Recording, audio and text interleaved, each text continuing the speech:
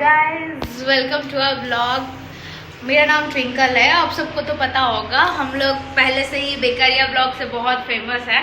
तो एक्चुअली तब मैंने भावुथी कि जो जे ब्लॉग होस्टिंग करे तुम मानक बेकारिया बाजे पिला को सी आज कहीं तमें कौन पाई कर ओके मु देखिए दूची don't worry.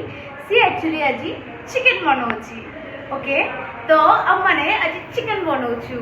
Can you please show us unboxing करवा चिकन रा 3 2 1 tada it looks delicious। बाकी टेस्ट कला परे मु कहबी केमते लागुची।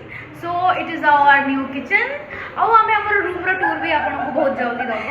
Don't worry about that. तम माने कोन गुड कहउछ कोन कहउछ सी सब माने बेकारिया ब्लॉग आम मन कोन ना बेकारिया पिला आज से निजे बेकारिया पिला एग्जैक्टली आज आमे माने भलो पिला और सी होची बेकारिया पिला।